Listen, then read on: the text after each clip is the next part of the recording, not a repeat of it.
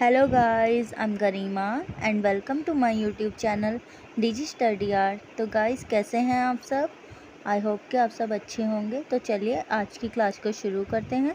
आज का हमारा टॉपिक है प्रागैतिहासिक काल। सबसे पहले हम बात करेंगे इतिहास की। इतिहास को 3 भागों में बांटा गया है: प्रागैतिहासिक काल, प्रत्यागैतिहासिक काल और ऐतिहासिक काल। ऐसा काल जिसकी कोई लिखित विवेचना न मिली हो, सिर्फ साक्ष्यों के आधार पर और प्रमाणों के आधार पर उसकी लिखित विवेचना प्रस्तुत की गई हो, ऐसे काल को प्रागैतिहासिक काल कहते हैं। ऐसा काल जहाँ चीज़ें लिखित रूप में मिली हों लेकिन उन्हें पढ़ा ना जा सका हो, ऐसे काल को प्रागैतिहासिक काल कहते हैं। ऐसा काल जहाँ चीज़ें हमें लिखित रूप में मिली हैं, ऐसे काल को ऐतिहासिक काल कहते हैं। प्रागैतिहासिक काल को भी 3 भागों में बांटा गया है: पुरापाषाण काल, मध्य पाषाण काल और नवपाषाण काल। पुरापाषाण काल का समय 50,000 से 25,000 ईसा पूर्व तक माना जाता है। मध्य पाषाण काल का समय 25,000 से 10,000 ईसा पूर्व तक माना जाता है और नवपाषाण काल का समय 10,000 से 3,000 ईसा पूर्व तक माना जाता है। अब हम बात करेंगे भारतीय चित्रकला के इतिहास की। भारतीय चित्रकला का इतिहास उतना ही पुराना है जितना मानव का इतिहास। मानव ने जिस समय प्रकृति की गोद में नेत्र खोले, उस समय से ही उसने निर्माण से अपने जीवन को सुखी तथा समृद्ध बनाने की चेष्टा की। इस निर्माण कार्य के फलस्वरूप उसने ऐसी कृतियों का सृजन किया जिसने उसके जीवन को सुखद और समृद्ध बनाया। इसी समय से मनुष्य में ललित कला के प्रति सुखद भावना जाग उठी। प्राचीन काल में जब आदि मानवों के पास अपने भावों को प्रकट करने के लिए कोई भाषा नहीं थी, तब कला ही एकमात्र ऐसा साधन था जिसके द्वारा वह अपने भावों को प्रकट कर सकते थे।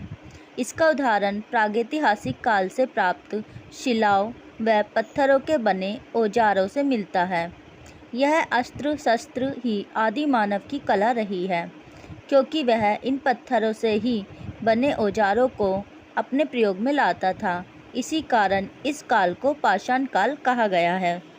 प्रागैतिहासिक काल को ही आदिम चित्रकला का काल कहा जाता है।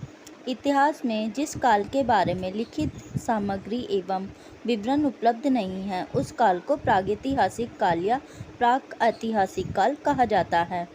भारत में पुरातत्व की स्थापना लॉर्ड कर्जन ने 1905 ईस्वी में की थी।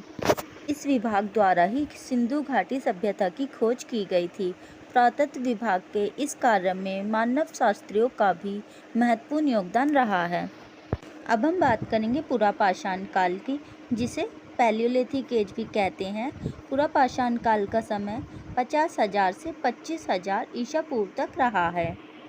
पुरापाषाण काल या पूर्व पाषाण काल की अवधि का सही अनुमान लगाना कठिन है। प्रोफेसर ल्यूकस ने इसकी अवधि 4 लाख से 1 वर्ष पूर्व तक मानी है। इस काल में अनेक भौगोलिक परिवर्तन हुए।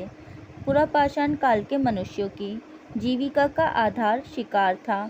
इस काल में हमें पत्थर के अनगढ़ औजार मिलते हैं। इस काल के मानव का जीवन जंगली था। इस युग में आदि मानव प्रकृति द्वारा निर्मित गुफाओं में रहता था। इस युग में मानव कंदमूल या फल के आहार से या आखेट के आधार से अपना जीवन व्यतीत करता था। इसके लिए पत्थर से बने भद्दे औजारों से काम लेता था। इसकी पुष्टि पशुओं के अस्थि पंजर मिलने से हुई है। उत्तर प्रदेश, मद्रास, उड़ीसा, मध्य प्रदेश, हैदराबाद, बिहार में पूर्व पाषाण काल के कई विशेष स्थान मिले हैं। उनके औजारों के 2 रूप थे: औजारों को छांटकर बनाना, औजारों को तराशकर बनाना। भारत में दक्षिण भारत को मानव का सबसे प्राचीन निवास स्थान माना जाता है। अब हम बात करते हैं पुरापाषाण काल की विशेषताओं की। पुरापाषाण काल में आदि मानव जंगली था। प्रारंभ में वह वृक्षों की छाल पर तथा गुफाओं में रहता था। बाद में उसने वृक्षों के पत्तों तथा पशु की खालों से अपना शरीर ढकना शुरू किया। पुरापाषाण काल में आग की खोज महत्वपूर्ण उपलब्धि थी। शैलस्य गुफाओं की दीवारें क्वार्ट्जाइट पत्थर से बनाई गई थीं। काल का मानव पूर्वजों की पूजा करता था और जादू टोने पर विश्वास करता था। इस काल में शवों को जलाने, दफनाने तथा खुले में छोड़ने की प्रथा थी। अब हम पढ़ेंगे मध्यपाषाण काल को, जिसे मेसोलिथिक एज भी कहते हैं। इसका समय 25,000 से 10,000 ईसा पूर्व तक रहा। पुरापाषाण काल और नवपाषाण काल के मध्य के काल को मध्यपाषाण काल कहा जाता है। इस युग में पत्थर के बहुत छोटे और नुकीले औजार बनाए जाते थे। इन्हें माइक्रोलिथिक्स कहा जाता है। गुजरात की नर्मदा घाटी और गोदावरी के निचले प्रदेश में यह नन्हे औजार पाए गए हैं। अंतिम स्थान में हाथ के बने भोंडे बर्तन भी उनके साथ मिले हैं। अब हम देखेंगे मध्यपाषाण काल की विशेषताएं। मध्यपाषाण काल का आदि मानव समूह में रहना सीख गया था। एक समूह का एक मुखिया होता था। पुरापाषाण काल की अपेक्षा इस युग के औजार छोटे होते थे। उन्हें लघु अश्म कहा गया। इसमें कुल्हाड़ी, बर्छी आदि प्रमुख थे। इस काल के आदि मानव ने सामान ढोने के लिए बर्फ पर फिसलने वाली स्लेज गाड़ी का निर्माण किया, जो बिना पहिए वाली गाड़ी थी। आदि मानव ने मूर्ति कला, संगीत कला तथा चित्रकला के क्षेत्र में पर्याप्त प्रगति की। वह गुफाओं की दीवारों पर सुंदर चित्रकारी करने लगा। मध्यपाषाण काल के मानव के मन में धार्मिक विश्वासों की भावना जागृत हो चुकी थी। अब हम पढ़ेंगे नवपाषाण काल को, जिसे नियोलिथिक एज भी कहा जाता है। इसका समय 10,000 से 3,000 ईसा पूर्व तक माना जाता है। इसके बाद आदि मानव ने नवपाषाण युग में प्रवेश किया। नवपाषाण युग को ही उत्तरपाषाण काल भी कहा जाता है। नवपाषाण काल में भौगोलिक परिवर्तन भी तेजी से हुए और हिमावरण मात्र ग्रीनलैंड तक ही सीमित रह गया था। नवपाषाण काल में मानव ने काफ़ी प्रगति की। America, Australia, Germany, Italy, France, Spain, चीन, भारत, अरब आदि देशों में आदि मानव की विभिन्न जातियों ने अपने निवास स्थान बना लिए थे। यह काल प्रागैतिहासिक सभ्यता का अंतिम चरण था। इस काल में मानव जीवन में अनेक क्रांतिकारी परिवर्तन आ गए थे। अब हम देखेंगे नवपाषाण काल की विशेषताओं को। इस काल का मानव एक स्थान पर मकान बनाकर रहने लगा था। वह मानव पशुपालक से कृषक बन गया। नवपाषाण काल में औजार सुडौल, सुंदर, चिकने, नुकीले तथा धारदार, मजबूत और पॉलिशदार बनने लगे थे। इनकी संख्या भी बढ़ गई थी। इस काल के मनुष्य की महत्वपूर्ण उपलब्धियां कृषि का ज्ञान तथा पहिए का आविष्कार था। इस युग में कला का भी पर्याप्त विकास हुआ। औजारों, बर्तनों, हथियारों तथा लकड़ी की वस्तुओं पर बने चित्र इसकी पुष्टि करते हैं। इसके अतिरिक्त इस काल में नृत्य कला, संगीत कला एवं वाद्य यंत्रों का भी प्रयोग हुआ। आदि मानव का शब्द भंडार भी तेजी से बढ़ने लगा। पहले वह शोर से बात करता था, फिर वह अस्पष्ट शब्दों का उच्चारण करने लगा।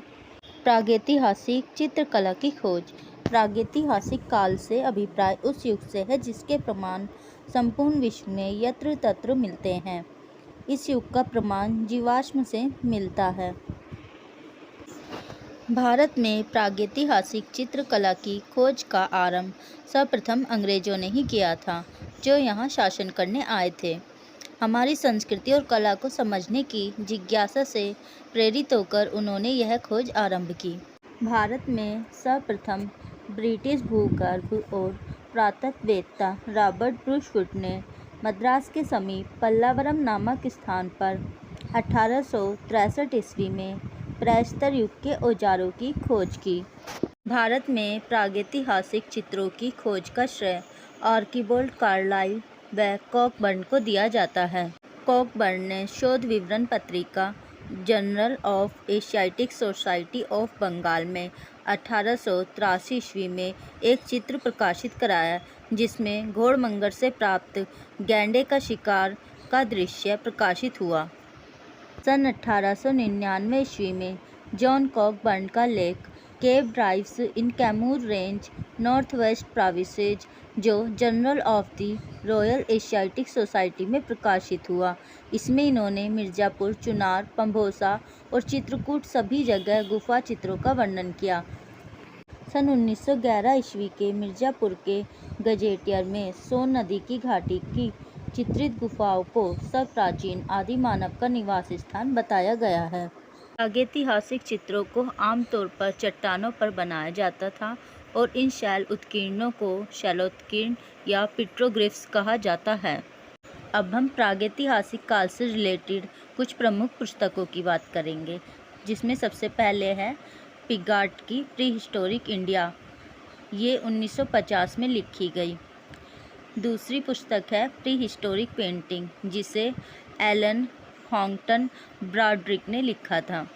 हम कुछ ऐसे प्रागैतिहासिक कालीन क्षेत्रों को देखेंगे जहाँ से हमें प्रागैतिहासिक काल के चित्र प्राप्त हुए हैं। आज हम इन क्षेत्रों को शॉर्ट में पढ़ेंगे और नेक्स्ट क्लास में हम इसको एक एक करके डिटेल से पढ़ेंगे। तो सबसे पहले हम देखेंगे मध्य प्रदेश के क्षेत्र, पंचमढ़ी, होशंगाबाद, शिवपुरी, पहाड़गढ़, मंदसौर, भीमबेटका, भोपाल क्षेत्र।